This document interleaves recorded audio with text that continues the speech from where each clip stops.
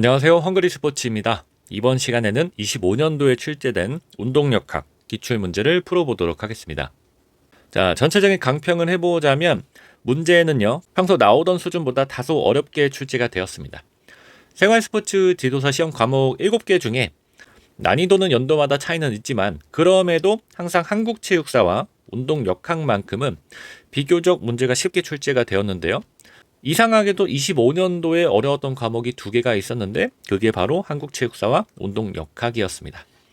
특히 운동역학 같은 경우는 이제 더 이상 새롭게 나올 만한 내용은 없을 거다라는 생각을 했는데 그동안 잘 나오지 않던 전공서 구성에 있던 그런 내용들이 2-3문제가 출제가 되었고요. 또 계산을 필요로 하는 문제가 4-5문제가 나오면서 난이도 자체가 급격하게 좀 올라갔습니다. 그래서 그동안의 공부 방식으로는 약 50점 정도 획득할 수 있지 않았나 그렇게 생각을 하고요. 물론 24년도에 운동생리학만큼 꽈락이 속출할 정도로 어렵진 않았지만 그래도 고득점하기에는 조금 어려웠던 과목이라고 생각이 됩니다. 자, 그래도 그렇게 난이도가 어려웠다고 해도 손도 못 댈 정도는 아니었고요. 어느 정도 유출을 할 수 있는 문제, 읽어보면 풀 수 있는 문제도 다수 있었고 또 계산하는 문제 같은 경우도 어려운 내용보다는 비교적 기본적인 개념을 적용해서 풀 수 있는가의 난이도로 출제가 되었기 때문에 이렇게 봤을 때는 또 운동역학의 어떤 학문적인 수준에 비하면 아직까지는 쉽게 나오는 편이라고 생각이 됩니다. 여전히 기초 중심, 기본 개념 중심으로 출제가 되기 때문에 여전히 충분히 도전할 만한 과목이라고 생각이 됩니다. 자, 그럼 저와 함께 1번 문제부터 하나씩 살펴볼 텐데 그 전에 중요한 점 하나는 이론 강의는 꼭 보고 오셔야 됩니다. 여기 기출문제 강의에서 용어 하나하나까지 설명을 하기에는 오래 걸리기 때문에 이론 강의를 보고 오셨다라는 가정하에 설명을 하도록 하겠습니다. 자, 1번 문제입니다. 자, 1번 운동역학의 내용과 목적이 아닌 것은 1번은 비교적 쉬웠던 문제입니다. 자, 운동역학의 목적은 아래 살펴보시면 내용과 같은데 바로 풀도록 하겠습니다. 첫 번째, 운동 기술의 향상을 위해서 운동역학은 사용이 되고요. 운동 수행 시의 힘의 측정을 위해서도 역학은 사용이 됩니다. 운동 수행의 안정성의 향상을 위해서도 이런 역학적인 원리, 과학적인 원리가 사용이 되고요.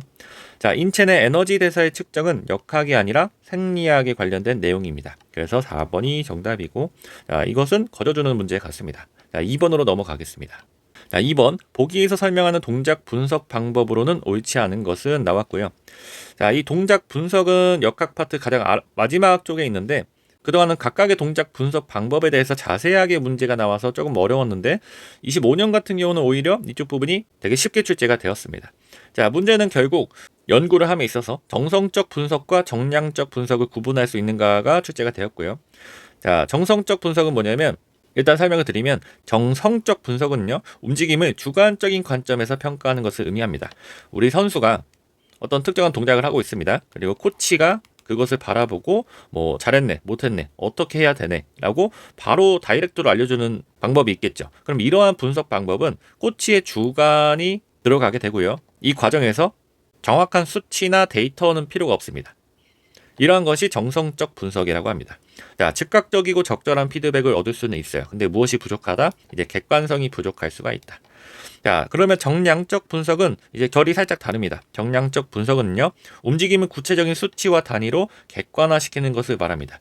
선수가 어떠한 동작을 할 때 팔이나 다리의 특정한 각도, 아니면 이 운동하는 선수의 속도나 위치 변화 이런 것들을 어떠한 값, 데이터로 뽑아내는 게 정량적 분석이고요. 이런 것에서도 피드백을 얻을 수가 있겠죠.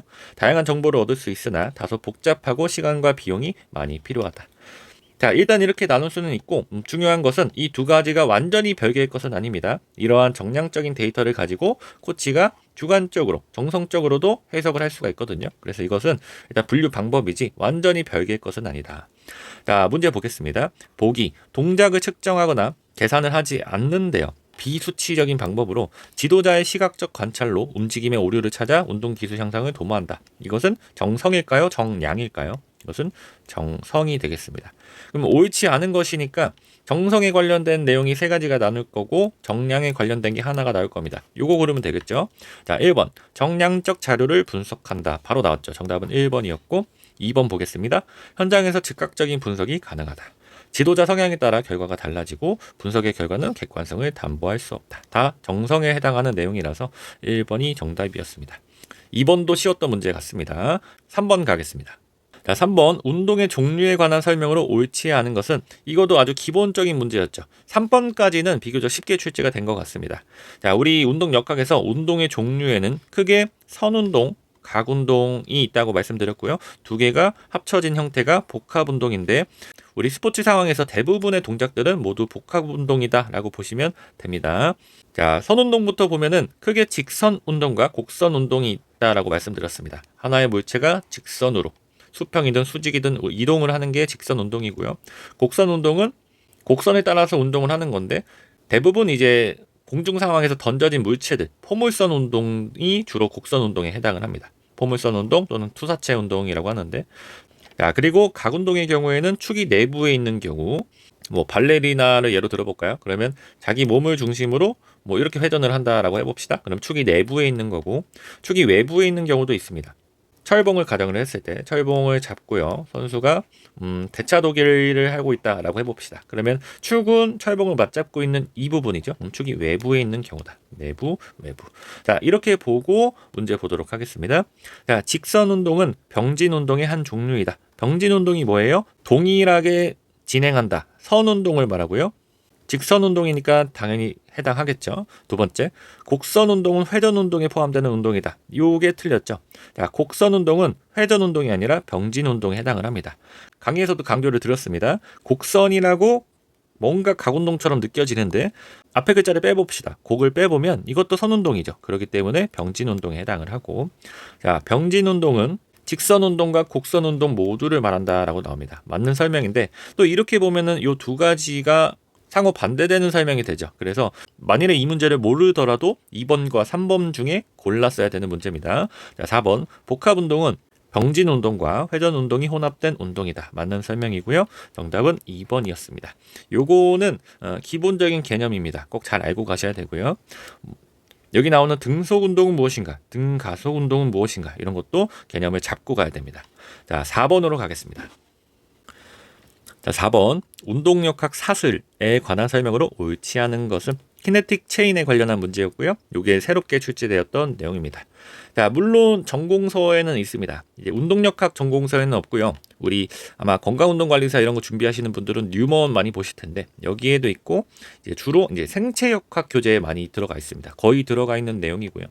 자, 이게 왜 생체역학에 주로 나오냐면 우리 운동역학에서는 이제 거의 물체와 인체로 나누어서 설명을 합니다. 뭐 축구공, 운동기구 이런 것들은 물체고요. 물체 같은 경우는 인체랑 달리 좀 단순하죠. 근데 우리 인체 같은 경우는 물체보다 복잡합니다.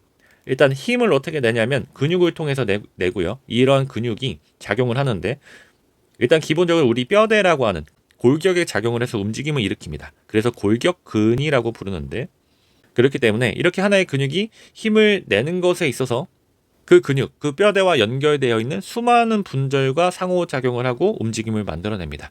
그래서 굉장히 복잡한 영향을 상호 주고받죠. 우리 사슬 보면은 서로 연결이 되어 있고 하나를 움직이면은 연속적으로 뒷부분이 영향을 주고받습니다. 이런 것이 여기서 말하는 운동역학 사슬이 됩니다.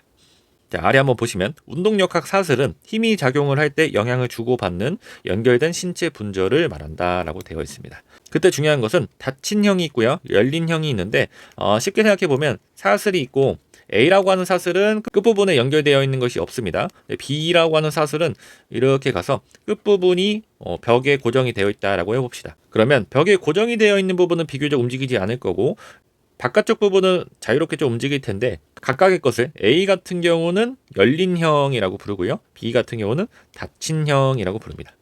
그래서 밑에 보면은 닫힌 형의 경우에는 끝부분이 고정되어 있는 경우로 걷기, 스쿼트 등이 있는데 이러한 경우는 인체가 이렇게 있고요. 인체가 이렇게 있고 걷는다라고 가정을 해봅시다. 위에서 움직임을 만들어내고 자, 이 움직임 사슬이 발에 걸리겠죠. 그럼 발은 지금 지면에 접촉되어 있습니다. 그렇기 때문에 고정되어 있다라고 말하는 거고요. 팔굽혀펴기도 마찬가지로 팔을 뻗고 동작을 하고 있다라고 하면은 팔이랑 다리가 지면에 또 고정되어 있죠. 이런 것들이 닫힌형이 되고요. 그런 게 아닌 것들은 다 열린형입니다. 자유로운 인체 움직임, 스포츠 동작 등이 여기에 해당을 하고요. 문제 한번 보겠습니다. 힘의 적용 대상이 연결된 일련의 사슬고리이다. 맞고요. 사슬에 있는 연결 동작은 힘 전달에 당연히 영향을 미치겠죠. 자, 닫힌형의 운동역학 사슬은 기능적이며 스포츠에 특화될 수 있다라고 나옵니다.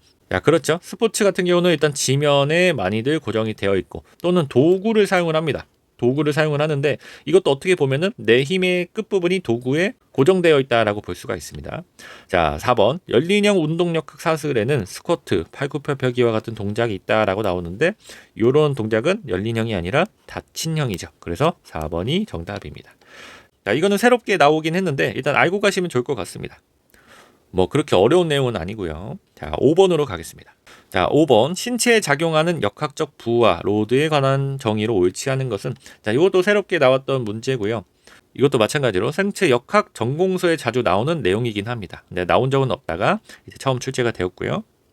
자, 역학적 부하라고 하는 것은 주로 이제 정력학에서 사용을 합니다. 정력학에서 어떤 하나의 물체가 있고요. 어떤 하나의 물체가 있고 이 물체에 힘이 가해질 때 이 물체가 변형을 일으킵니다.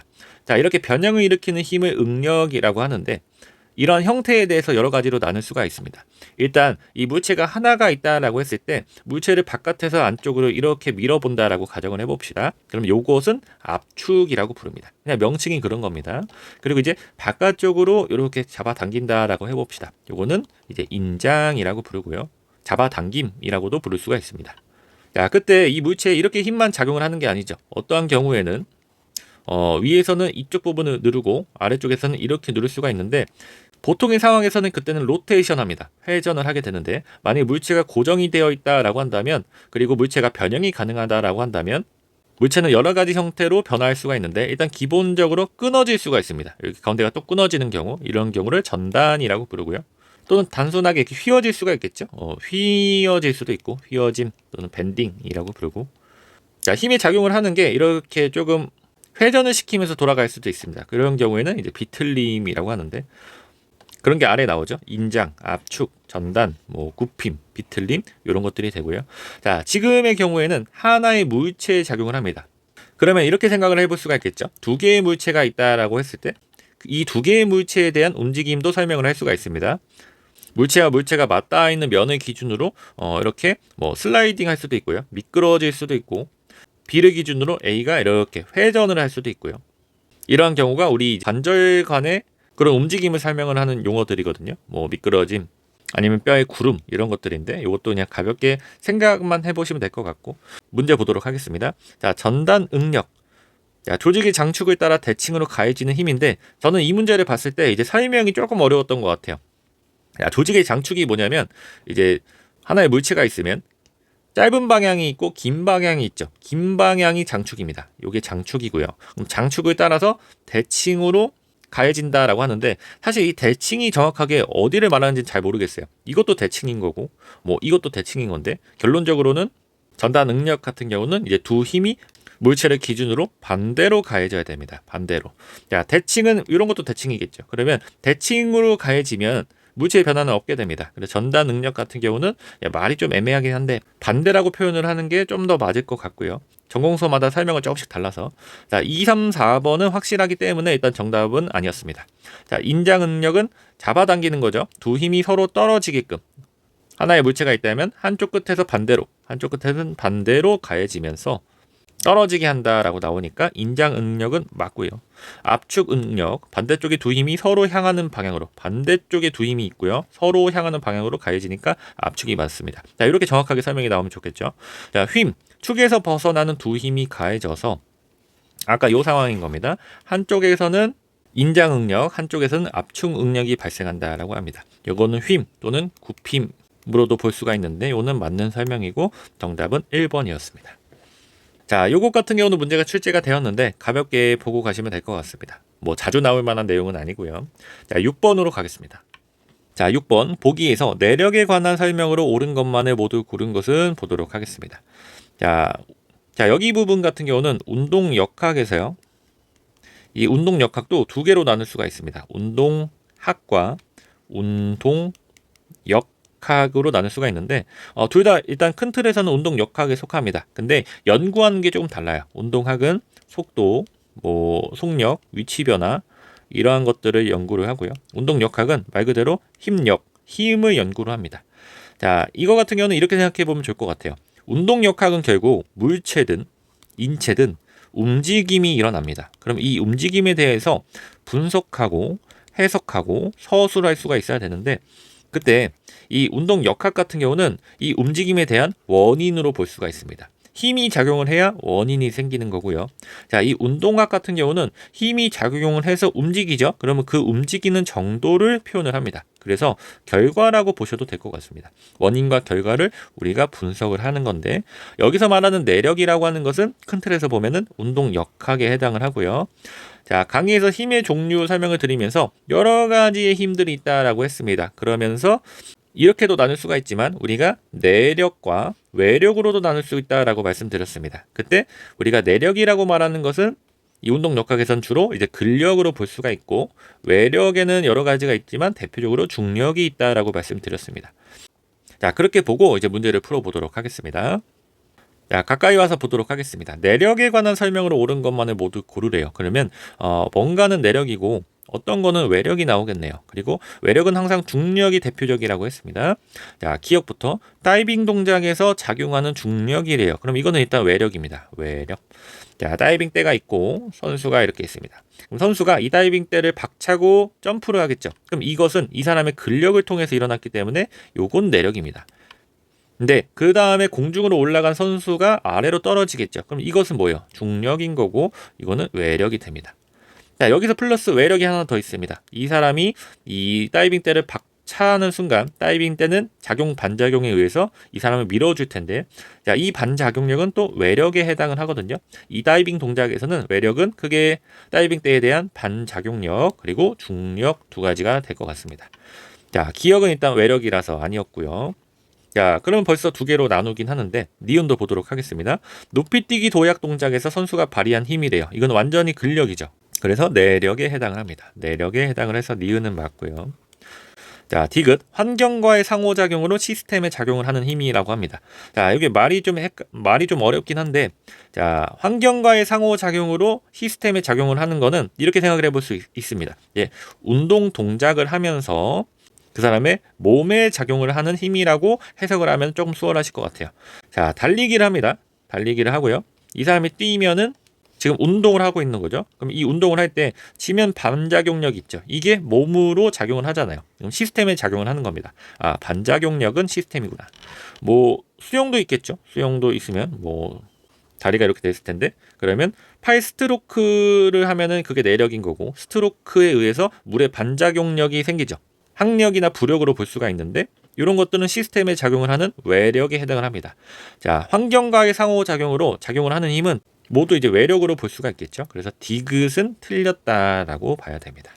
그럼 정답은 2번이었는데, 자, 리을도 중요하니까 설명을 해보겠습니다. 자, 내력만으로는 인체 전체의 위치를 이동할 수 없다라고 나옵니다. 이게 이제 맞는 설명인데, 자, 방금 달리기를 봅시다. 그러면 자, 이 사람이 근육이 많아요. 그래서 강하게 다리를 찰 수 있다라고 해봅시다. 근데 공중에 있다라고 해봅시다. 그러면 공중에서 이렇게 허우적거리면 앞으로 안 나가겠죠. 이 사람이 앞으로 나갈 수 있는 이유, 인체 전체의 위치를 이동시킬 수 있는 이유는 땅을 박차면서 땅이 반작용을 주기 때문에 그렇습니다. 그러면 내력에 대한 외력이 있어야 움직일 수가 있겠죠. 그래서 리을이 맞는 거고, 수영도 마찬가지. 팔을 휘저으면은 이것 자체로는 내가 뭐 공중에서 팔을 휘저어요. 그럼 몸이 앞으로 나가지 않죠. 물 안에서 물을 잡아 당기면서 그 당기는 것에 대한 반작용력으로 앞으로 나아갈 수 있게 됩니다. 그래서 내력만으로는 이동할 수가 없고 외력과 함께 상호작용을 해야 된다는 내용이 됩니다. 이렇게 보면 또 반대가 되죠. 자, 리을은 맞는 설명 2번이 정답이었습니다.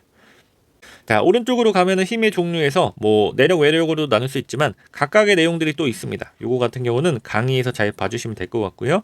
올해 같은 경우는 이제 뒤쪽에 마찰력 문제가 나왔는데 문제가 좀 어렵게 나오면은 뭐 양력이나 항력도 나오고요. 부력 같은 경우도 이제 나올 때가 됐습니다. 요것도 나올 만한 내용이 하나 있어서 나중에 기회가 되면 가져오도록 하겠습니다.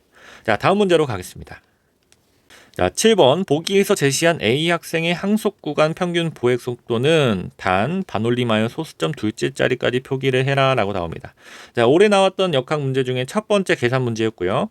야, 뭔가 되게 어려워 보이지만 자세히 읽어보면 굉장히 쉬웠던 문제입니다. 자, 가까이 한번 가보겠습니다. 자, A 학생이요 총 30m의 직선 구간을 걸었대요. 여기서부터 쭉 걸어서 마지막 구간까지 갔습니다. 여기가 총 30m가 되는 거고, 가속과 감속 구간이 각각 5m씩 있대요. 걷는 속도가 점점 빨라지는 구간, 가속 구간인 거고, 천천히 느려져서 도착하는 구간이 감속 구간입니다. 각각 5m씩 있고, 그러면 여기서부터 여기는 몇 미터일까요? 5m씩 빼야 되니까 20m가 될 겁니다. 그리고 여기가 여기 무슨 구간이다? 항속 구간이다. 항속 구간이라고 하는 것은 속도가 같다라는 것을 말합니다. 같은 속도로 쭉 걷고 있는 건데, 자, 항속 구간에서의 스텝 수는 25회였고 16초가 소요되었다.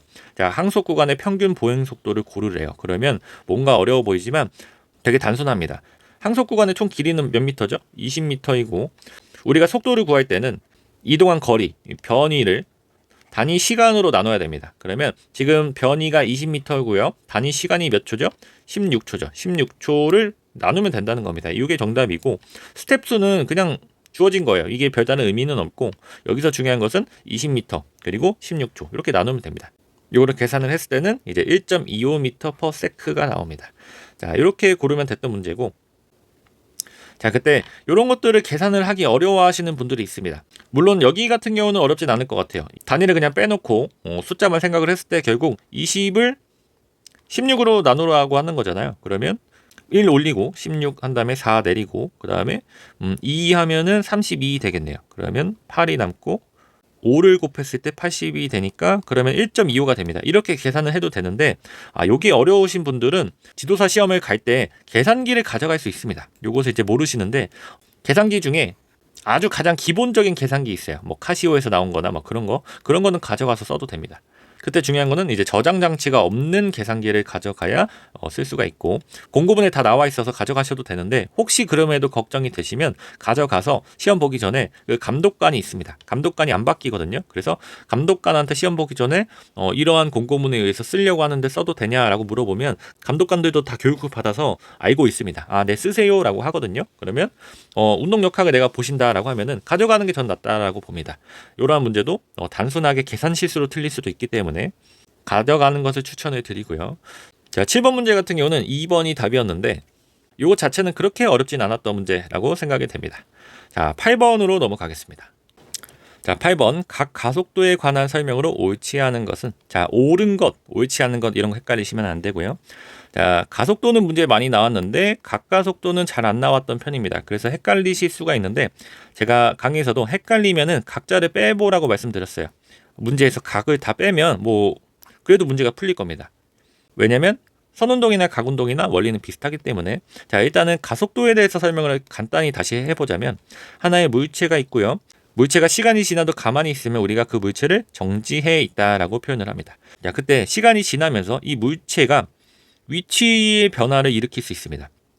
예를 들면 1초가 지났는데 옆으로 좀 와서 여기로 와 있어요. 그러면 위치 변화가 일어났죠. 그러면 우리가 이 물체가 속도를 가졌다라고 이야기를 합니다. 그리고 반복해서 1초가 지났는데 같은 간격마다 이렇게 이동을 해요. 그러면 우리가 이 물체는 속도를 가지고 있는데 그 속도가 같다라고 해서 등속 운동을 한다라고 표현을 합니다. 등속도 운동을 한다. 자, 속도, 등속도 이해되시죠? 자, 그때 등속도 같은 경우는 1초가 지날 때마다 같은 간격을 이렇게 이동을 하는 겁니다. 근데 이번에 또 1초가 지났는데 원래 이동하던 간격보다 더 멀리 이동을 했어요. 그러면 위치 변화가 많이 일어난 거죠. 그리고 또 1초가 지났는데 더 멀리 갔습니다. 그러면 더 많은 위치 변화가 일어났죠. 위치 변화가 점점 더 많아지는 것을 우리가 가속한다라고 합니다. 그래서 지금 이 물체는 가속도를 가지고 있고요. 플러스 하나 더 알아야 될 게, 이제 가속도와 관련해서 등가속도라고 하는 게 있습니다. 이 등속도랑 구분을 할 수가 있어야 되는데, 자, 등속도는 속도가 빨라지지는 않습니다. 속도를 가지고는 있지만 빨라지지는 않는데, 등가속도는 가속도가 있는데 그 가속도가 일정하다라고 하는 겁니다. 그래서 등가속도는 빨라집니다. 속도는 일단 빨라지는데 이 빨라지는 비율이 일정하다라고 하는 겁니다. 요거를 많이 헷갈려 하시더라고요. 자, 이렇게 체크를 하시고, 자, 여기다가 각자를 붙이면 다 이제 같은 내용이라고 보시면 됩니다. 각속도라고 하는 것은 뭐냐면 회전 운동을 할 때 회전을 하는 속도를 말하거든요. 하나의 물체가 있고요. 물체가 원을 중심으로 이렇게 회전을 한다라고 해봅시다. 그러면 회전을 하는 속도가 있는데 우리가 일반적으로 속도를 말할 때는 그 거리를 얘기를 합니다. 몇 미터를 갔는지, 몇 킬로미터를 갔는지라고 얘기를 하는데 우리 회전 같은 경우는 일단 기본적으로 미터나 킬로미터를 쓸 수 없기 때문에 무엇을 쓴다? 각도를 주로 씁니다. 우리 각도 아시죠? 뭐 30도, 60도, 뭐 90도 이런 건데 뭐 1초 동안 30도를 갔다 그러면 각속도가 이제 초당 30도인 거고 60도, 90도도 마찬가지고 이렇게 보시면 됩니다. 그러면 이제 각속도라고 해봅시다. 각 가속도는 뭘까요? 각 가속도는 이 회전하는 속도가 점점 더 빨라진다는 것을 말합니다. 자, 그렇게 됐을 때 우리가 오른쪽 위에서 써봅시다. 이 각속도가 있으면 방금 앞에서 이 속도가 점점 빨라지면 우리가 가속도가 생겼다라고 말씀드렸잖아요. 그러면 다시 말하면 가속도가 생기면 회전을 하는 속도가 빨라지는 것은 당연합니다. 자, 한 가지 더. 자, 그러면 가속도가 없는 경우에는 어떻게 될까요? 요게 헷갈리시면 안 되는데 가속도가 없다라고 하는 것은 속도가 없다라고 하는 게 아니라 속도가 빨라지는 게 없다라고 하는 겁니다. 그러면 다시 생각해 보면 이 물체가 회전을 하고 있어요. 그러면 그 회전을 하고 있는 속도는 유지가 된다라고 하는 겁니다. 왜냐하면 추가적으로 더 빨라지거나 느려지는 게 없기 때문에. 그러면 회전을 하는 속도가 느려지는 경우, 자, 이 경우에도 우리는 이제 가속도는 있다라고 표현을 합니다. 그때 무슨 가속? 음의 가속이 있다라고 표현을 하고요. 반대로 속도가 빨라지는 경우는 이제 양의 가속을 한다라고 표현을 합니다. 자, 그리고 이제 문제를 보도록 하겠습니다. 회전하는 물체의 각 가속도가 0이래요. 지금 이 부분인 거죠. 그러면 물체는 멈추게 된다라고 나오는데 이게 아닌 거죠. 물체는 멈추는 게 아니라 그 속도를 유지하게 된다가 정답입니다. 그래서 옳지 않은 것이니까 벌써 나왔죠. 정답은 1번이고 자, 각 가속도는 각 속도의 변화량은 시간의 변화량으로 나눈 값이다. 초당 어느 정도 속도가 빨라지는가라고 했죠. 이 말을 이제 시간의 변화량이라고 말하는 겁니다. 2번은 맞고요. 자, 처음에 각속도가 30도 per sec에서 6초 후에 90도 per sec로 변화했을 때 평균 각가속도는 10도 per sec 제곱이다라고 나옵니다. 자, 이렇게 숫자랑 단위로 나오면 헷갈리실 수가 있는데 천천히 써보시면 됩니다. 자, 이것도 한번 써보도록 하겠습니다. 우리가 속도를 구할 때는요, 이동한 거리를 또는 변위라고 하는데, 변위라고 하는데 이것을 걸린 시간, 소요 시간으로 나눈 값을 말합니다. 우리 앞에서 20m를 16초 걸려서 갔다라고 했죠. 그럼 이런 게 이제 속도인 건데 그래서 뭐가 나왔죠? 1.25m per sec가 나왔죠. 그럼 이게 속도가 됩니다. 속도인데 가속도는 그럼 어떻게 구하냐라고 물어볼 수가 있는데 가속도는 이렇게 구합니다. 가속도 A는 나중 속도라고 하는 마지막 속도에다가 처음 속도를 빼고요. 그 다음에 총 걸린 시간으로 나누게 됩니다. 요게 가속도인데 위의 공식으로 다시 설명을 하면 뭐 처음에 1.25였고요. 나중에 보니까 2m per sec로 늘었다라고 해봅시다. 그럼 공식에 넣으면 나중 속도 2m per sec 그리고 처음 속도 1.25m per sec고요. 걸린 시간은 뭐 2초가 걸렸다라고 해봅시다. 2세컨드인데 그러면 위에 같은 경우는 단위가 같으니까 빼면 되겠죠. 0.75m per sec가 되고 아래 같은 경우는 2세컨드인데 요거 같은 경우는 자세히 보면 이렇게 되어 있습니다. 0.75m를 세컨드로 나눴고 그게 2세컨드에다가 분모가 1인 겁니다. 그럼 우리가 요것을 어떻게 계산을 했냐면 안에 있는 것은 분모로 오고요. 바깥에 있는 것은 곱해서 분자로 왔습니다. 그래서 2세컨드 제곱 그리고 위에는 0.75m입니다. 그럼 숫자도 없앨 수가 있겠죠? 2로 나누게 되면은 0.37로 뭐 이렇게 나오겠는데요. 뭐 예시를 잘못 가져왔긴 했네요. 어쨌든 0.37m 그 다음에 세크 제곱이 됩니다. 요것을 잘 보셔야 되겠죠. 그러면 우리가 가속도로 표현을 할 때는 이 세크의 제곱으로 이렇게 떨어지게 됩니다. 그래서 우리가 문제를 풀 때 이런 식으로 조건이 주어지면 이거는 가속도를 말하고 그냥 단순하게 세크로 나오면 속도라고 보시면 됩니다.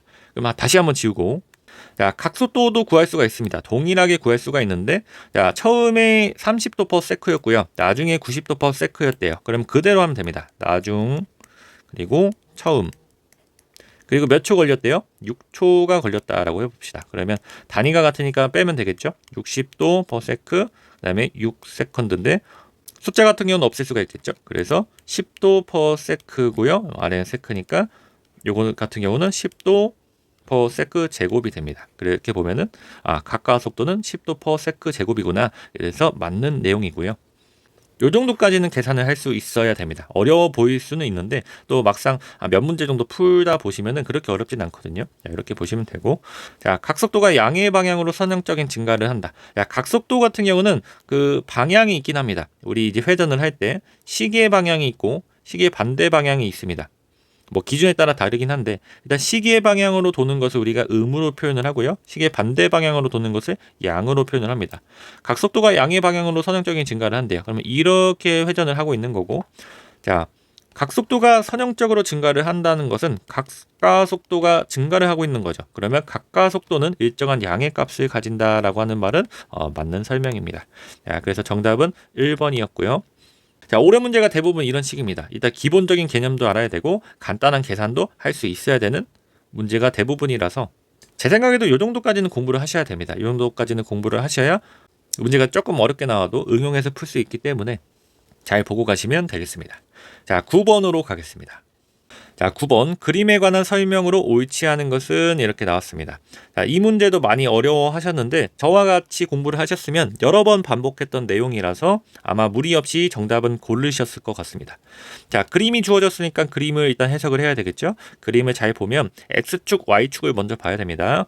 자, X축은 시간이래요. T고 Y축은 수직 힘이래요. 일단 중요한 거는 힘인 겁니다. 힘은 이제 F인데, 자, 이렇게 그래프가 나오면 이 X축과 Y축을 곱하게 되는데 힘 F와 시간 T의 곱은 우리가 뭐라고 말씀드렸죠? 충격량이라고 말씀드렸습니다. 아, 지금 이 그래프는 충격량을 보여주는 그래프구나. 자, 충격량 공식 임펄스 I는 F와 T의 곱으로 표현을 할 수가 있다. 자, 그때 조건을 보도록 하겠습니다. 자, 그림은 기계체조 선수가 경기 중 각 1회의 뻣뻣한 착지와 부드러운 착지를 수행하였을 때 착지 구간에서 시간에 따른 수직 힘의 변화를 나타낸다라고 나옵니다. 그리고 조건으로는 단 착지 전략을 제외한 모든 조건은 동일하다라고 나오는데, 자, 이렇게 생각해 보면 될 것 같아요. 한 선수가 있고 어떤 특정한 동작을 한 다음에 땅에 이렇게 떨어집니다. 근데 이제 두 가지의 동작으로 나눌 수 있다라고 하는 거죠. A 동작의 경우에는 뻣뻣한 착지, 이제 무릎을 펴고 한 번에 꽉 내려오는 거죠. 그런 경우고, B의 경우에는 부드러운 착지, 이제 착지를 할 때 무릎을 부드럽게 굽히면서 하는 건데 일단 이렇게만 봐도 뭐가 더 몸에 충격이 많이 갈까요?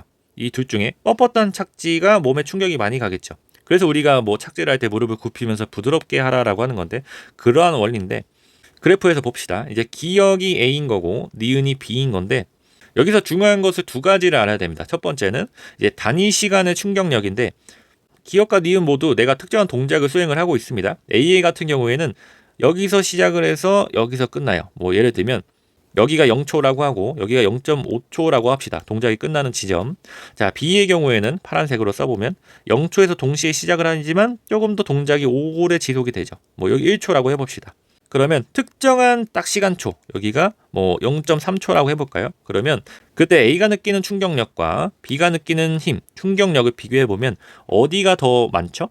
A가 더 많죠. 그러니까 자, 충격량은요, 다시 얘기해보면 그 순간순간에 주는 충격력과 그리고 그 충격력이 순간순간 얼마나 많이 작용을 하냐, 그 시간, 이 T와의 곱으로 나타낼 수가 있는데 A의 경우에는 그 순간순간의 충격력이 세다라고 하는 거예요. 그만큼 몸에 충격은 많이 오지만 뭐가 짧다?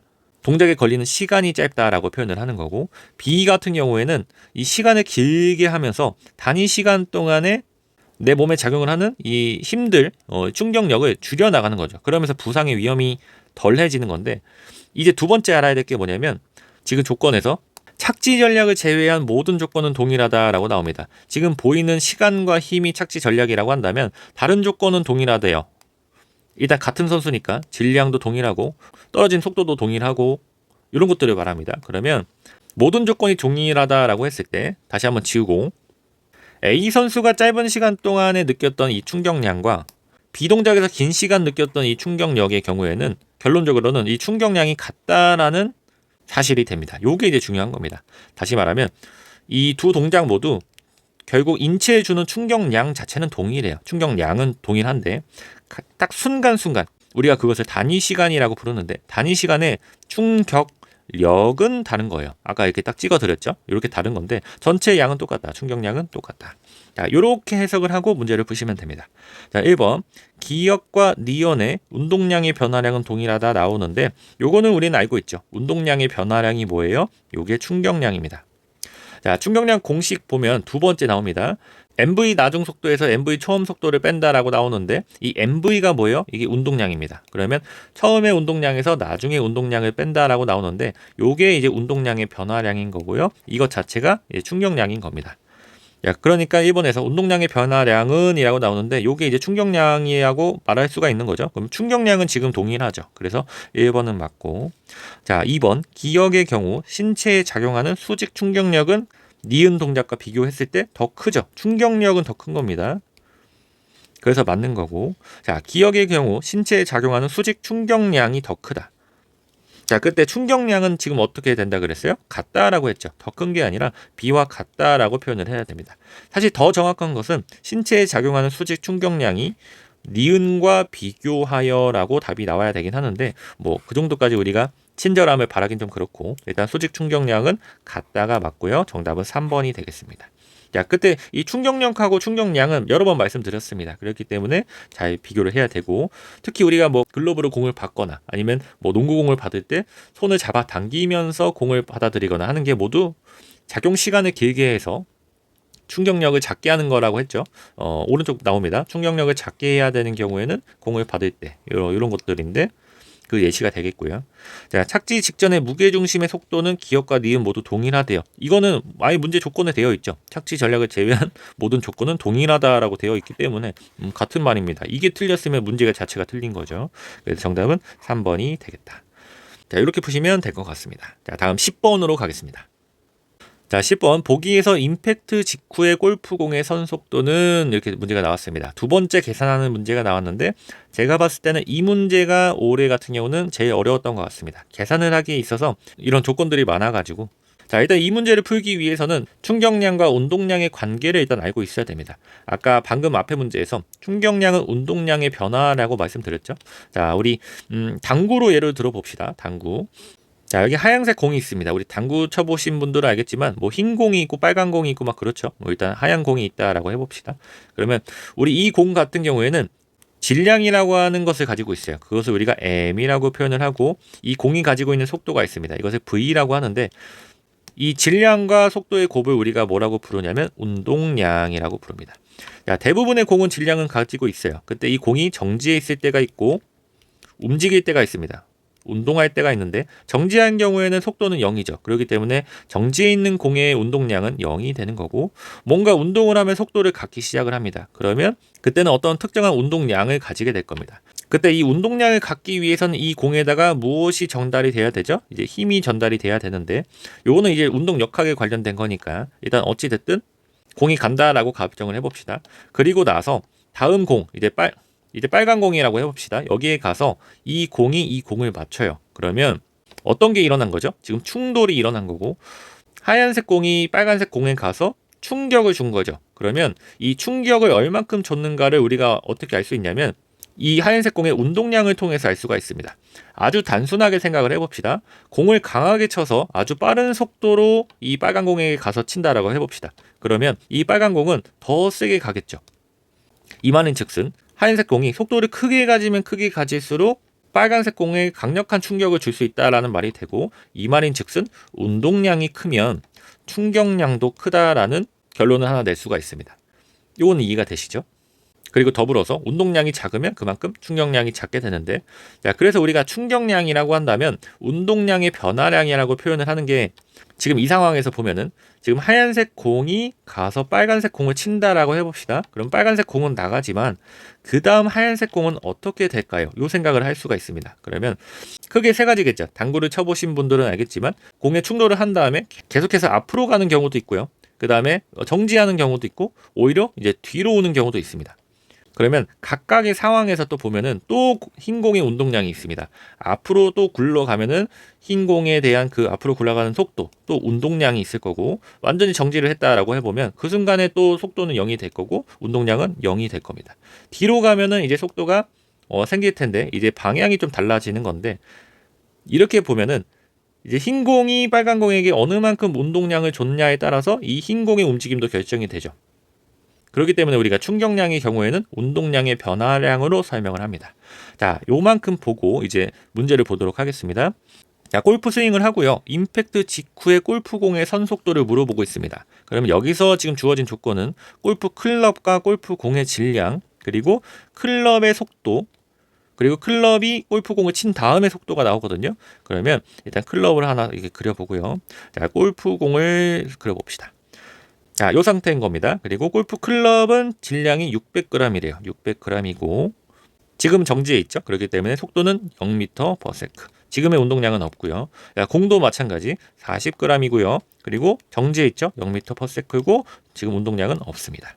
자, 그 다음 스윙을 시작하겠죠. 골프 클럽을 이렇게 들었다가 이제 최고 지점에서 아래쪽으로 내려오면서 속도를 만들어낼 겁니다. 자, 그래서 골프공과 만나기 직전에 속도가 주어지는데 그게 여기 나옵니다. 스윙 시 클럽의 임팩트 직전의 선속도는 50m/s라고 합니다. 그러면 이 순간에 클럽의 운동량을 우리가 구할 수가 있겠죠. 600g 그리고 속도를 곱하면 됩니다. 50m/s.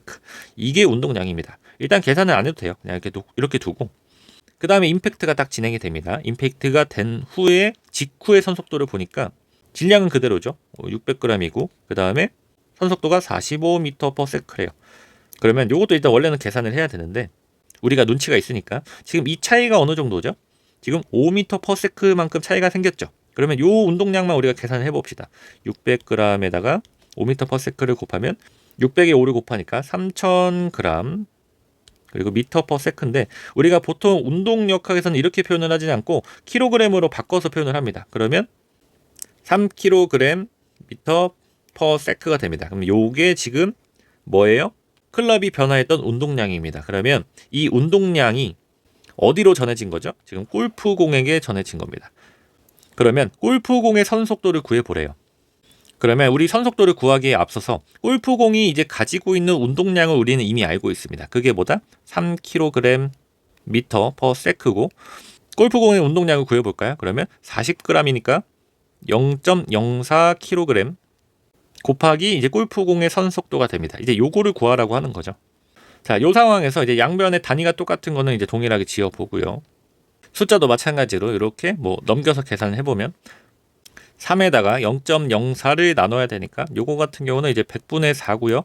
나누는 거니까 곱셈으로 바꿀 수가 있겠죠. 그러면 결론적으로 3 곱하기 4분의 100이 될 텐데 이렇게 했을 때 300을 4로 나누면 47에 28에다가 20이면 4, 5, 20 이제 75가 나옵니다. 그러면 이렇게 됐을 때 요게 뭐가 된다? 75m/s가 된다. 이렇게 계산을 하면 되는 문제였습니다. 자, 그러면 이제 40g의 골프공이 75m/s의 속도로 날아가고 있다, 운동량을 가지고 있다라고 표현을 할 수가 있고요. 우리 스크린 골프장 가보면은 순간적으로 이런 것들이 계산이 되죠. 그런 것들이 다 이런 운동 역학적인 계산을 통해서 나오게 됩니다. 뭐 스윙 스피드, 뭐 공의 속도 이런 것들 있죠. 그러면 이제 좀 이해가 잘 되실 건데, 자, 요 문제 같은 경우는 이렇게 풀면 됐고요. 난이도는 조금 있었습니다. 조금 어렵긴 했는데 이런 것들도 이제 몇 번 반복해서 문제를 푸시다 보면은 그렇게 못 풀 정도는 아닙니다. 특히 이런 운동량, 충격량 왔다 갔다 하는 것들은 계산하는 데에서는 이제 단골 문제로 출제가 되기 때문에 요 개념은 꼭 잘 알고 계셔야 됩니다. 자, 요 정도 보시고 11번으로 가보겠습니다. 자, 11번 스포츠에 적용된 각속도에 관한 사례로 옳지 않은 것은 문제가 나왔는데 아무래도 이런 게 중요하죠. 우리가 운동역학을 배우는 그 이유이기도 합니다. 이렇게 과학적 원리를 알아서 스포츠에 잘 적용을 시키기 위해 배운다. 자, 1번부터 보도록 하겠습니다. 숙련된 운동 선수일수록 각속도를 잘 조절한다. 이거는 맞는 말이죠. 이제 각속도라고 하는 것, 각속도를 잘 조절한다라고 한다는 것은 우리 스포츠 상황에서 회전을 얼마나 잘 사용을 하는가를 말합니다. 운동 상황에서 회전은 거의 모든 종목의 모든 동작이 들어갑니다. 뭐 야구라고 해볼까요? 야구에 뭐 투구 동작도 모두 다 회전으로 거의 이루어지고요. 타격 동작도 회전으로 이루어지죠.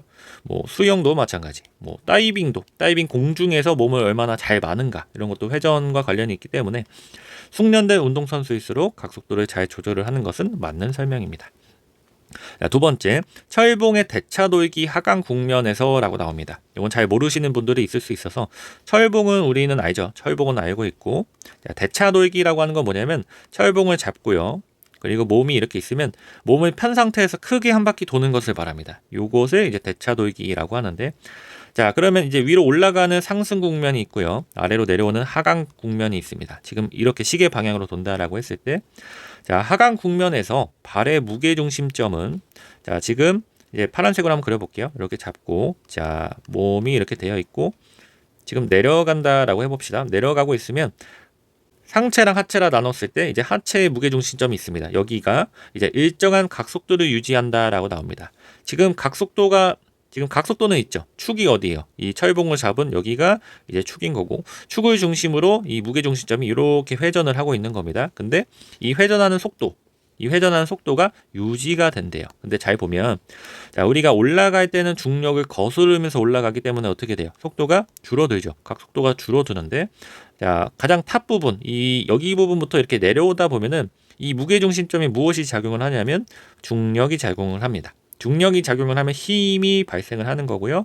힘이 더 생기니까 속도가 빨라지겠죠. 그러면 가속이 생기는 거고 속도는 빨라지게 된다. 일정한 각속도를 유지한다라고 되어 있으니까 이게 틀린 설명이 되겠습니다. 자, 3번 보도록 하겠습니다. 골프 클럽 헤드의 각속도는 0에서 시작을 해서 최대값으로 증가했다가 다시 0으로 돌아온다. 요거는 일단 맞는 설명이긴 합니다. 일단은 개인적으로는 조건들이 좀 부족하긴 한 것 같아요. 어떠한 지점에서부터 어떠한 지점까지 이러한 조건이 나와야 되긴 하는데, 일단 우리의 모든 스포츠 동작은 0에서부터 시작을 해서 빨라졌다가 마지막엔 정지를 하게 됩니다. 그런 원리는 동일하기 때문에 3번은 맞는 설명이고요. 자, 잠깐 지우고, 자, 야구에서의 배트의 각속도가 일정을 하대요. 그 상태에서 회전 반경이 클수록 임팩트된 공의 선속도가 증가한다라고 나오는데, 요거는 이렇게 생각해 보면 될 것 같습니다. 이제 각속도가 일정하다라고 하는 것은 이제 같은 동작으로 스윙을 했을 때 이제 짧은 배트와 긴 배트가 있다라고 해보고, 어느 게 더 멀리 갈까? 선속도가 더 클까라고 생각을 해보시면 될 것 같아요. 그러면 일단 머릿속으로 떠올려 봐도 이 긴 배트가 더 멀리 가겠죠. 그런 원리인데, 요거 같은 경우는 이제 공식으로 설명을 드렸습니다. 이 각속도와 선속도와의 관계는 V는 RW라고 말씀을 드렸습니다. 그때 조건을 대입하면 된다라고 했어요. 자, 각속도가 일정하대요. 그러면 W, 이 각속도가 고정인 겁니다. 그때 회전 반경이 크대요. 이 R 값이 커지게 되면은 임팩트된 선속도 V는 어떻게 될까요? 지금 올라가는 것만 있죠. 상승하는 것만 있기 때문에 V도 당연히 올라가게 될 겁니다. 그래도 이해가 안 되면 간단히 아무 숫자나 넣어보시면 됩니다. 10은 2 곱하기 5다라고 넣어봤을 때 5를 고정을 해보고, 그 다음에 R을 2에서 뭐 3으로 올려봅시다. 그럼 3, 5, 15죠. 그러면 5만큼 늘어나네. 우리는 이런 것을 이제 비례한다라고 부르는데, 이제 비례하는구나 이렇게 보시면 될 것 같습니다. 자, 어찌됐든 정답은 2번이었고요. 문제가 계속 단순하게 나오지가 않고 각각의 개념을 고루 알고 있냐를 물어보고 있습니다. 그렇기 때문에 고루 알도록 공부를 하셔야 되겠습니다. 12번으로 가겠습니다. 12번, 인체 움직임에서 토크에 관한 개념이 적용된 사례로 옳지 않은 것은, 자, 토크는 회전을 일으키는 힘이라고 말씀드렸습니다. 자, 그래서 이런 토크 문제가 나오면 가장 기본적으로 그냥 팔 그리고 시작을 하면 좋을 것 같아요. 이렇게 그리고, 자, 덤벨 하나 들고 있고요. 자, 우리 근육은 이렇게 되어 있어서 어디에 걸려 있냐면 이제 하완뼈에, 이제 여기도 뼈는 두 개로 되어 있는데 편의상 하완뼈에 이렇게 걸려 있고요. 그 다음에 상완뼈도 있겠죠. 상완뼈도 이렇게 있고 가운데 관절이 있다라고 해봅시다. 그래서 상완에 붙어 있는 상완 이두근이 하완에 가서 붙고 이제 위쪽으로 작용을 해서 끌어당기게 되면 여기 있는 하완뼈가 올라오는 구조라고 보시면 됩니다. 이렇게 잡아당기면 이쪽이 이렇게 올라오더라. 그때 이 움직임은 여기 보이는 관절을 기준으로 움직이거든요. 여기가 축이라고 한다면 축을 기준으로 이렇게 돌죠. 그렇기 때문에 회전이 일어나고, 이러한 형태를 봤을 때 토크라고 우리가 얘기를 할 수가 있다. 이 근육이 당기는 힘을 토크라고 표현을 할 수가 있는데, 설명 보겠습니다. 사지의 근육은 각 관절을 돌림시키는 토크를 형성한다. 지금 같은 경우도 이제 축을 중심으로 이렇게 당기죠.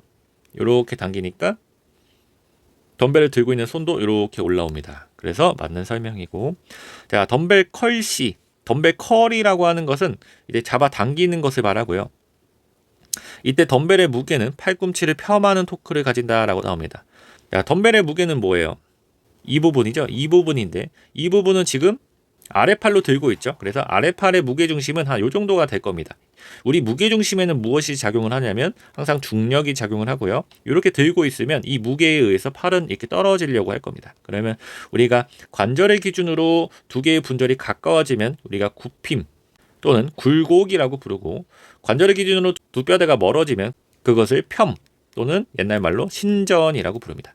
그래서 굽힘, 펴 또는 굴곡, 신전 이렇게 얘기를 하는데, 지금 이러한 동작에서 덤벨을 들어 올리는 것은 굽히는 토크죠. 이거는 굽히는 토크인데, 이렇게 중력에 의해서 아래로 떨어지는 회전 힘은 신전을 시키는 폄하하는 토크가 됩니다. 그래서 덤벨 컬 시에 덤벨의 무게는 팔꿈치를 폄하하는 토크를 가진다. 맞는 설명이고요. 자, 세 번째, 외적 토크보다 내적 토크가 크면 근육은 신장성 수축을 한다라고 나오는데, 이 상황에서 보면은 팔꿈치를 들어 올리는 게 이제 내적 토크고요.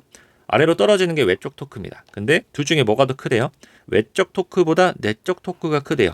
당기는 힘이 더 큰 거죠. 그러면 근육은 신장성 수축을 하는 게 아니라 단축성 수축을 합니다. 자, 근육 자체로 봤을 때 근육이 짧아지면 단축성, 길어지면 신장성이라고 부르는데, 이렇게 위로 들어 올리게 되면 근육도 마찬가지로 짧아지게 되겠죠. 그래서 단축성 수축을 하게 된다. 3번이 맞고요. 자, 동일한 힘을 낼 때 팔꿈치 각도 90도보다 굽히거나 펴에 따라서 모멘트 팔이 짧아져 내적 토크도 감소한다라고 말하는데, 자, 이거는 지뢰라고 관련이 있습니다. 올해 문제 진짜 어렵네요. 이제 지뢰라고 관련해서 지뢰는 축과 그 힘가지의 거리로 이렇게 측정을 합니다. 자, 그때 중요한 것은 우리가 이렇게 90도로 작용을 할 때 무게 중심과 축가지의 거리가 가장 깁니다. 왜냐면은 뭐 그냥 간단히 그려볼게요. 만일에 당겨서 아래팔이 이렇게 왔다라고 가정을 해봅시다. 그러면 지금 무게중심의 축은 여기가 되겠죠. 자, 또는 아래팔이 쭉 내려가서 이렇게 내려갔다라고 가정을 해봅시다. 그러면 지금 무게중심은 여기인데 이렇게 계산을 했을 때도 또 이 거리밖에 안 되죠. 그러니까 90도에서는 가장 멀게 되고, 여기서 가장 무겁게 느끼면서도 근육이 잡아당길 때 또 그만큼 강한 힘을 낼 수 있는 구간이 됩니다. 그게 아닌 이상 굽히거나 펴면서 축가지의 거리가 짧아지게 되고요. 그러면서 내적 토크가 감소한다라고 하는 것은 요거는 맞는 설명이 되겠습니다. 그래서 정답은 3번이었고, 요것도 그렇게 어려워 보이진 않는데 또 어떻게 생각하면 쉽게 답은 나오진 않죠. 다 한 번씩 읽어봐야 되고, 거기서 중요한 것을 체크할 수 있어야 됩니다. 자, 13번으로 가보겠습니다. 자, 13번, 보기에서 설명한 내용 중 인체의 관성 모멘트를 감소시킨 사례로 옳은 것만을 모두 고른 것은, 이것은 비교적 쉬웠죠. 관성 모멘트는 이제 회전 관성이라고 말씀드렸습니다. 우리 시소 생각하시면 되는데, 시소가 가운데 축을 기준으로 두 칸이 있다라고 해보면, 자, 앞쪽에 이렇게 타고 있는 경우와 뒤쪽에 타고 있는 경우가 있습니다. 그러면 앞쪽에 있는 경우에는 관성 모멘트가 작은 거고요. 뒤쪽에 있는 경우에는 관성 모멘트가 큰 겁니다. 그때 이것을 회전 관성이라고 했습니다. 관성은 이제 정지하고 있는 물체는 정지하려고 할 거고, 움직이려고 하는 물체는 움직이려고 할 텐데, 아무래도 안쪽에 있는 경우에는 쉽게 움직일 수는 있지만 또 그만큼 회전력을 많이 일으키진 않고요. 바깥쪽에 있는 경우에는 움직이는 데는 어렵지만 또 회전력을 많이 일으킬 수 있습니다. 그래서 우리 운동 동작으로 보면은 일단은 관성 모멘트를 낮추는 동작은 몸을 이제 굽히는 동작이 많고요. 관성 모멘트를 키우는 동작은 펴는 동작이 맞습니다. 그게 몸이 됐든 팔이 됐든 다리가 됐든 상관은 없고요. 자, 요것만 잘 기억을 하시면 됩니다. 자, 기억. 피겨 스케이팅에서 양팔을 벌리고 회전을 한다. 그러면 굽힌 거예요, 편 거예요? 편 거죠. 편 거면 관성 모멘트가 증가합니다. 지금 감소하는 사례를 말하라고 하니까 기억은 틀렸고요. 벌써 정답은 나왔네요.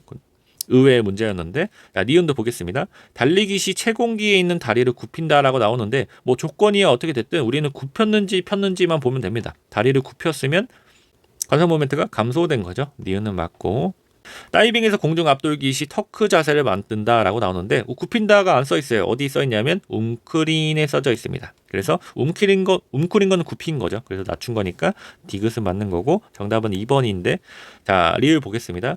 아이언 헤드의 질량 분포를 양 끝으로 넓게 한대요. 그러면 이 파란색과 같죠?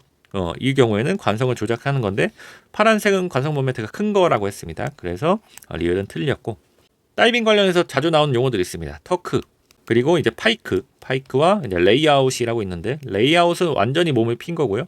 파이크는 몸을 이렇게 반으로 접은 거고, 터크는 이제 무릎을 이제 손으로 잡고 이렇게 움크린 자세, 요 자세라서, 자, 이렇게 갈수록 관성 모멘트가 줄어들고요. 반대로 갈수록 관성 모멘트가 늘어납니다. 자, 여기도 마찬가지 터크만 나왔으면 좀 친절하진 않았을 것 같은데 친절하게도 움크린이라고 표현을 해주셔서 우리는 맞출 수가 있었습니다. 정답은 2번이었고요. 14번으로 가보겠습니다. 자, 14번 그림에 관한 설명으로 옳지 않은 것은 이렇게 나왔고요. 문제 보면은 이제 반발계수 물어보는 문제였죠. 반발계수 또는 복원계수라고 하는데, 자, 쉽게 얘기해 보면 하나의 농구공을 이렇게 튀깁니다. 튀기면 이 공이 찌그러진 다음에 다시 펴지면서 그만큼 위로 올라오겠죠. 그때 어느 만큼 올라오는가를 보고 우리가 세 가지 충돌로 나눌 수가 있다라고 했습니다. 첫 번째는 완전 탄성 충돌이라고 해서 원래의 속도만큼 돌아오는 것, 그리고 완전 비탄성 충돌이라고 했습니다. 이 경우에는 두 물체가 완전히 붙어버리는 건데, 각각의 경우에서 이제 복원계수를 1이라고 표현을 하고 완전히 붙어버리는 경우는 0이라고 한다면 대부분의 경우는 이 사이에 있습니다. 그래서 0과 1 사이에 있다라고 표현을 하고요. 아무래도 보통 우리가 1m 정도에서 공을 떨어뜨리면 그만큼 안 올라오죠. 어느 정도 에너지 손실이 있으면서 이만큼 올라오게 되는데, 자, 이 문제 같은 경우는 딱 정확하게 강조를 드렸습니다.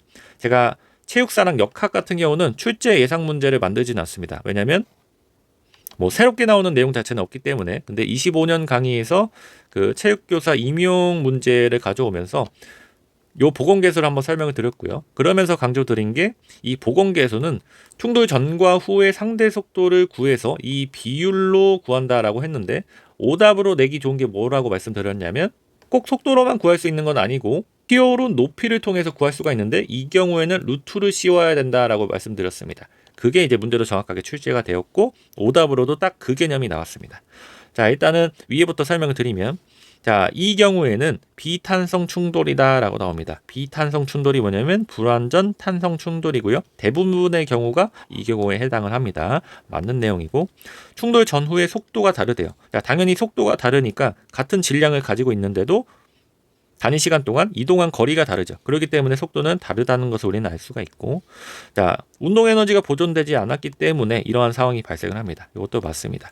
자, 일단은 탄성 충돌 부분을 공부를 하셨으면 세 가지는 아마 맞추셨을 것 같습니다. 그래서 4번을 정확하게 계산을 하지 못하더라도 4번을 찍을 수 있어야 되는데, 자, 이 경우에 수치로 표현을 하자면 지금은 이제 상대 속도가 안 나와 있어요. 자, 물론 이 거리가 나와 있기 때문에 단위 시간하고 질량만 알면 우리가 구할 수는 있습니다. 어차피 질량은 동일하니까 단위 시간만 알면 또 구할 수는 있는데, 이 경우에는 이렇게 구하라는 게 아니라 이 높이를 가지고 구하라고 나와 있습니다. 이 높이를 구하는 경우에는 수직 낙하 시에만 가능을 합니다. 이렇게 대각선으로 가는 경우에는 구하기가 좀 어려워요. 수평성분과 수직으로 나눠야 되기 때문에. 그런데 자, 요 공식을 그대로 써봅시다. 그러면 떨어뜨린 높이가 몇이죠? 1m죠. 1.0이라고 써보고 튀어오른 높이가 0.75라고 합시다. 그럼 여기다가 강의에서 뭐라고 말씀드렸죠? 루트를 꼭 씌워야 된다라고 말씀드렸습니다. 그럼 이 값이 복원계수가 되는데, 요 루트 같은 경우는 이제 공부를 하신 지 좀 오래됐으면 이해가 안 되실 것 같아요. 자, 루트라고 하는 건 뭐냐면 어떤 수를 두 번 곱했을 때 안에 있는 숫자가 나오는 것을 말합니다. 2를 두 번 곱하면 우리가 4가 되죠. 그럼 이러한 경우에 우리가 보통 루트 4는 2다라고 표현을 합니다. 그러면 이것을 통해서 한번 계산을 해봅시다. 자, 루트 4는요 2래요. 그러면 루트 3도 있을 거고 루트 2도 있을 건데 계산을 하기가 애매합니다. 그럼 우리가 알고 있는 것은 하나 있습니다. 루트 1은 알고 있어요. 어떤 수를 두 번 곱했을 때 1이 나올까요? 1이죠. 다시 말하면 루트 1은 1이 된다. 뭐 여기서 이제 음수 양수도 보긴 봐야 되는데, 일단은 이렇게 표현을 했을 때 루트 2와 루트 3은 이제 1점 땡땡이 되겠죠. 그러면 이제 더 밑으로 갈 수가 있습니다. 만일에 0.9가 있다라고 해봅시다. 그럼 0.9를 두 번 곱하면 9, 9, 81, 0.81이 되죠. 그럼 0.81은요 0.9가 되는 거고, 이어서 계속 가보면 0.8의 경우에는 88에 64, 0.64가 되는 거고, 그게 여기 나와 있죠. 자, 이렇게 표현을 했을 때 지금 같은 경우는 0.75가 되는 거죠. 루트 0.75인데 그럼 요거는 어디에 해당을 하냐라고 한다면, 정확하게는 못 구하겠지만 0.8과 0.9 사이 어느 지점이라고 보시면 됩니다. 다시 말하면 0.75는요 0.8 땡이라고 보시면 된다. 그때 이것도 정확하게 구할 수는 있지만 우리가 지금 문제 상황에서 물어보는 것은 크게 두 가지입니다. 일단 기본적인 개념을 알고 있냐, 그리고 수직 낙하 운동 시에 반발계수 구하는 공식을 알고 있냐는 건데, 그럼 여기 상황에서 루트 0.75를 만들 수 있어야 되고 요게 어느 정도에 해당하는지만 계산할 수가 있으면 됩니다. 그러면 일단 루트 0.75는 0.75는 안 되거든요. 절대 안 되기 때문에 요거까지만 알고 있어도 이제 4번을 찍을 수 있는 문제가 되겠습니다. 이렇게 푸시면 된다. 요게 이제 앞에 각속도 계산했던 거랑 더불어서 이제 네 번째 계산을 했던 문제고요. 계산을 하는 게 그렇게 답을 고르는데 큰 영향을 주진 않았지만 일단 공식을 알고 있어야 풀 수 있었던 문제가 되겠습니다. 자, 15번으로 넘어가겠습니다. 자, 15번 압력 중심점에 관한 설명으로 옳지 않은 것은 이것도 이제 생체 역학에서 나오는 새로웠던 문제였습니다. 자, 압력 중심점은 뭐냐면 기본적으로 압력이 발생을 할 때 그 면적이 있을 겁니다. 내가 벽을요 손으로 밀어요. 그러면 그 압력이 발생을 하죠. 그 압력에 대해서 벽도 나를 밀죠. 그러면 반발력이 내 손에 작용을 하는 그 중심점이 있을 겁니다. 거기가 이제 압력 중심점이 됩니다.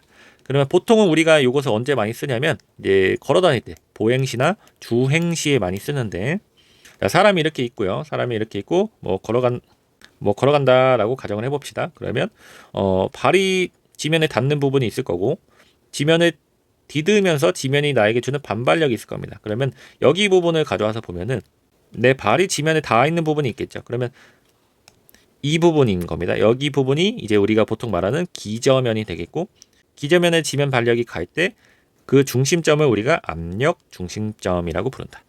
자, 그렇게 놓고 한번 문제를 풀어보겠습니다. 압력 중심점은 균형 능력을 평가하기 위한 자료로 활용이 된다. 자, 여기 이제 기저면이 어떻게 되어 있는가에 따라서 나의 중심에도 영향을 주겠죠. 맞는 설명인 거고. 자, 보행 시에 한 발 지지기에서 이제 보행을 걷다 보면은 한 발만 땅에 닿아 있을 때가 있습니다. 그러면 그때 압력 중심점은 변한다라고 나오는데, 이건 상식적으로 생각을 해도 우리가 걸을 때 뒤꿈치가 먼저 닿고요. 그 다음에 발바닥 중간이 닿고, 그 다음에 발이 떨어지기 직전에는 앞꿈치가 닿죠. 이런 식인 거죠. 그러면 각각의 압력 중심점은 다르게 됩니다. 그래서 2번도 지금 맞는 거고요. 3번 허리를 앞으로 굽혔을 때 압력 중심점은 기저면 밖에 위치한다라고 나오는데, 요 문제가 이제 틀렸습니다. 이제 압력 중심점은 무조건 기저면 안에 있어야 됩니다. 안에 있어야 되는데 허리를 앞으로 굽혔다고 해서 바깥으로 나가지는 않는다. 3번이 일단 틀렸고요. 4번이 거의 정의와 같죠. 압력 중심점이란 지면에 접촉하는 부분 중 지면 발력 전체가 작용된다고 가정되는 어느 한 점을 말한다. 지면에 접촉하는 부분인데 그게 기저면 안에 없고 밖에 있으면은 그 말이 되지가 않죠. 3번과 4번은 상충하기 때문에 일단 3번을 골라야 됩니다. 자, 요거 자체도 이제 문제가 어렵지는 않았는데 새로 나왔던 용어다 보니까 다소 생소했을 수는 있습니다. 정답은 3번이었습니다. 16번으로 가겠습니다.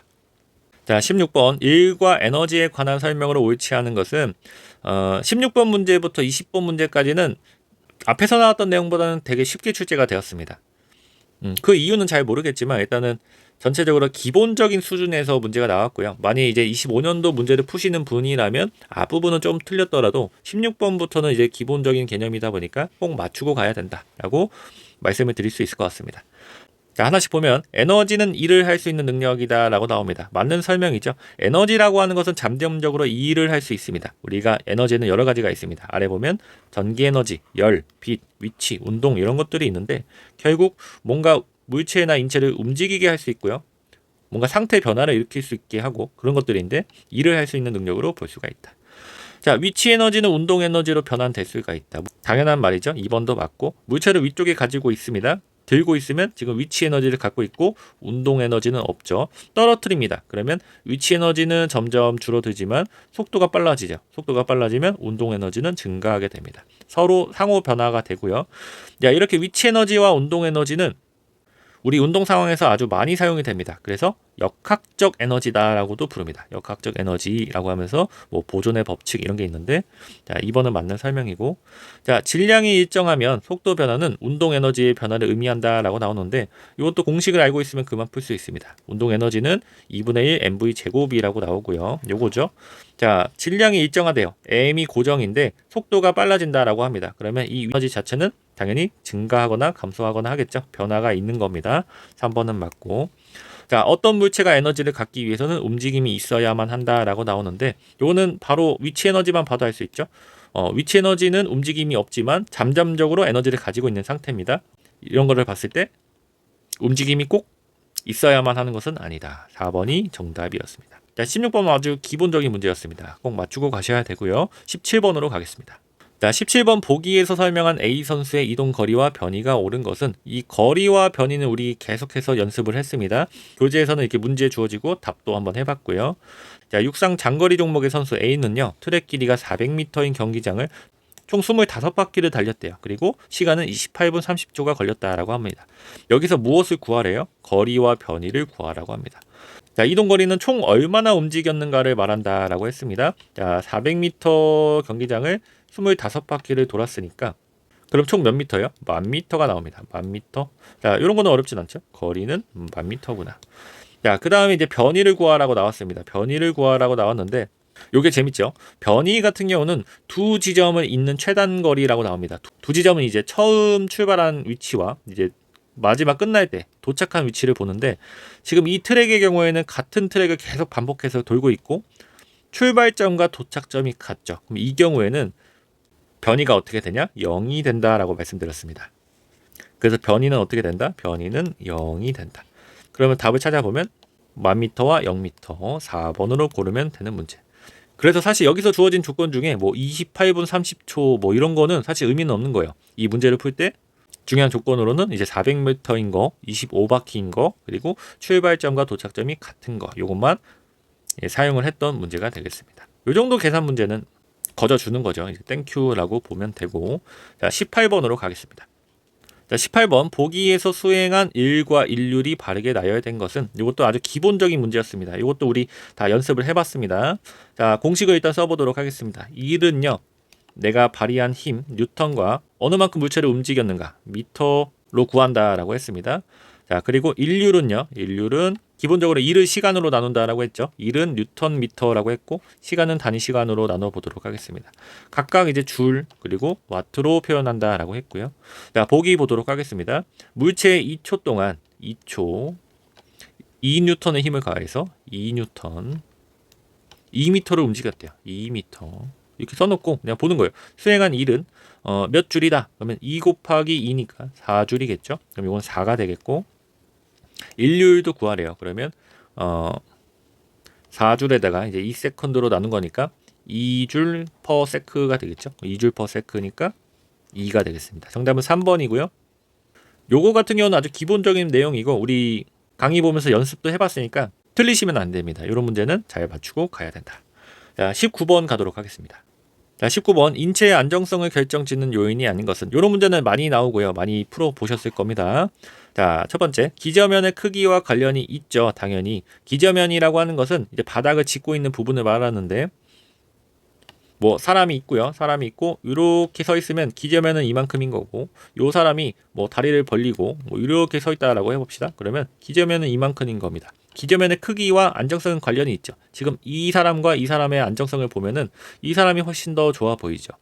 야, 그때 형태와는 관련이 없다라고 나오는데, 이런 기저면은 꼭 동그라미만 있는 것은 아닙니다. 어떠한 경우에는 길쭉할 수도 있고요. 뭐 외줄타기 같은 경우는 다리를 앞뒤로 해서 아주 기저면이 좁죠. 뭐 이런 경우. 그러면 형태가 계속 달라지는데, 여기만 보더라도 이렇게 길쭉한 경우에는 좌우로 많이 흔들릴 수 있습니다. 다시 말하면 형태와 관련이 있다가 됩니다. 정답은 1번이 일단 나왔고요. 나머지도 보도록 하겠습니다. 무게중심선이 기저면 밖에 있으면 불안정한 상태가 된다라고 나옵니다. 자, 여기서 추가적으로 알아야 될 것은 이제 무게중심선입니다. 우리 몸은 무게를 가지고 있고 그 무게 가운데를 무게중심선이라고 합니다.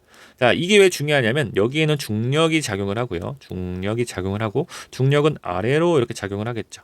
그러면 일단 기본적으로 내 기저면 안에 중력이 작용을 하는 이 무게중심선이 있으면 나는 일단 안정적입니다. 안정적이다. 왜 그러냐면 여기 축이 있다라고 했을 때 축으로부터 토크가 발생하지 않거든요. 근데 그림을 하나 그려보겠습니다. 야, 사람이 있고요. 이렇게 기울어져 있다라고 해봅시다. 이렇게 기울어져 있고 왼쪽 다리로 이렇게 지탱을 하고 있고요. 그 다음에 오른쪽 다리를 이렇게 펴고 있다라고 해봅시다. 그럼 기저면은 이만큼인 거죠. 기저면은 여기고, 무게중심선을 한번 그려보면 여기라고 해봅시다. 그러면 무게중심선을 이렇게 내려보면 지금 같은 경우 어떻게 되어 있어요? 내 무게중심선이 기저면 밖으로 빠져나가 있죠. 그럼 이 경우에는 어떻게 되냐면 이쪽으로 힘이 작용을 하고 내 기저면에 있는 발이 여기가 축이 됩니다. 그러면 축으로부터 벗어난 힘이 발생하죠. 토크가 발생하게 되고 내 몸이 기울어지게 됩니다. 그렇기 때문에 무게중심선이 기저면 밖에 있으면 불안정한 상태가 되는 것은 맞는 설명입니다. 자, 세 번째, 무게중심선이 기저면 중심에 가까울수록 안정성은 당연히 높아집니다. 이 경우와 같은 거죠. 이 경우에는 안정성이 높아지는 거고 바깥에 있으면은 낮아지는 거고. 이 두 번째, 세 번째가 같은 말인 거고 일단은 체크. 자, 무게중심의 높이와 관련이 있으며 낮을수록 안정성이 높아진다. 자, 일단 낮아지면은 안정성이 높아지는 것은 일단은 원리는 모르겠지만 느껴집니다. 우리가 유도든 뭐 주짓수든 이런 걸 할 때 무게중심을 낮추죠. 왜? 상대방이 어떤 힘을 가했을 때 넘어지지 않기 위해서. 그러면 이것 같은 경우는 방금 봤던 무게중심성과의 관련성도 좀 있습니다. 왜냐면 축이 하나가 있다라고 해보고요. 무게중심이 있다라고 해봅시다. A라고 하는 무게중심은 위쪽에 있고요. B라고 하는 무게중심은 아래쪽에 있다라고 해봅시다. 둘 다 중력이 작용을 하죠. 그럼 축까지의 거리를 봅시다. 그럼 B는 이만큼인데 A는 이만큼이죠. 강에서도 축까지의 거리가 길면 길수록 그 저항팔의 길이가 길어지고 그만큼 힘, 토크가 많이 작용을 한다라고 했습니다. 자, 무게중심이 높은 A의 경우에는 축까지의 거리가 더 길어지기 때문에 토크가 더 많이 발생하겠죠. 그럼 더 쉽게 넘어질 수 있다라고 하는 거고, 같은 무게중심이라도 좀 더 낮게 돼 있다면 축까지의 거리가 멀지 않기 때문에 토크가 덜 발생한다. 그 내용이 되겠습니다. 자, 이렇게 보시면 되고요.